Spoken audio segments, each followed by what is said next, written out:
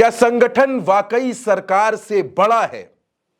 क्या उत्तर प्रदेश में सरकार बौनी है और संगठन बड़ा है? दोस्तों, यह देखने को मिल गया उत्तर प्रदेश की विधानसभा के आखिरी दिन में। योगी आदित्यनाथ की सरकार नजूल की भूमि का एक बिल लेकर आती है, बिल को पेश करती है, लेकिन विधानसभा से लेकर विधान परिषद तक विरोध हो जाता है। बिल विधानसभा से पास होता है, लेकिन विधान परिषद में औंधे मुंह गिर जाता है। क्यों गिर जाता है? कैसे गिर जाता है? कौन गिरवा देता है? और उस सरकार का बिल गिर जाता है जो सरकार प्रचंड बहुमत के साथ सत्ता में बैठी है। विपक्ष अगर विरोध करता है तो समझ में आता है, लेकिन आज की तारीख में विपक्ष कहां कोई बिल गिरवा सकता है उत्तर प्रदेश में। फिर विरोध किसने किया? दोस्तों, विरोध किया भारतीय जनता पार्टी के विधायकों ने। विधायक सिद्धार्थनाथ सिंह और विधायक हर्षवर्धन वाजपेयी, इन दोनों ने विरोध किया विधानसभा में। सबसे पहले विधानसभा की बात करते हैं, फिर आपको विधान परिषद ले चलूंगा और बड़े रोचक फैक्ट बताऊंगा, बड़ी अनसुनी कहानी जो निकलकर सामने आई है वो बताऊंगा। विधानसभा में सिद्धार्थनाथ सिंह और हर्षवर्धन वाजपेयी इसका विरोध करते हैं और कहते हैं कि सरकार को पुनर्विचार करना चाहिए। आखिर क्यों? क्या नजूल की भूमि से भाजपा का भी कोई लेना देना है? अगर योगी आदित्यनाथ ये बिल लेकर आते हैं कि विधानसभा और विधान परिषद से इस बिल को पास करा के हम कानून बनाएंगे और नजूल की भूमि पर किसी व्यक्ति या किसी संस्था का कब्जा नहीं रहेगा, तो इसके पीछे की कहानी क्या है? आखिर कौन विरोध करता है? क्यों विरोध करता है?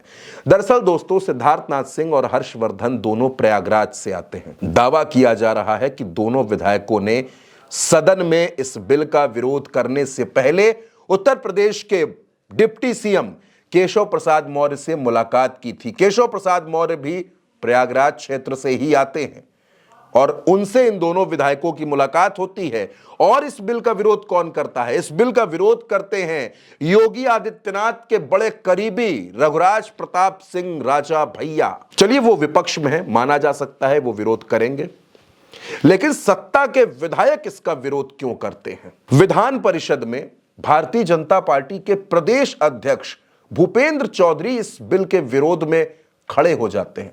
जब वो इस बिल का विरोध करते हैं तो बीजेपी के दोनों डिप्टी सीएम, उत्तर प्रदेश सरकार के दोनों उप मुख्यमंत्री ब्रजेश पाठक और केशव मौर्य सदन में मौजूद थे।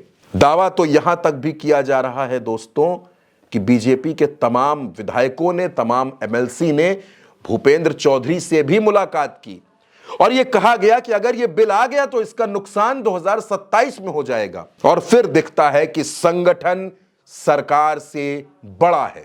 भूपेंद्र चौधरी के विरोध के बाद यह बिल प्रवर समिति को भेज दिया जाता है, यानी अब इस पर पुनर्विचार होगा।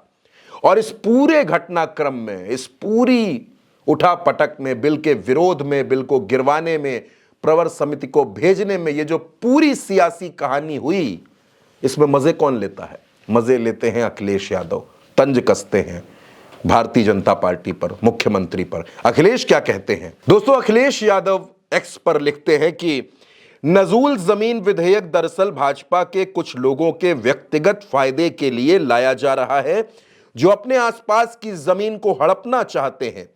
गोरखपुर में ऐसी कई जमीनें हैं जिन्हें कुछ लोग अपने प्रभाव क्षेत्र के विस्तार के लिए हथियाना चाहते हैं।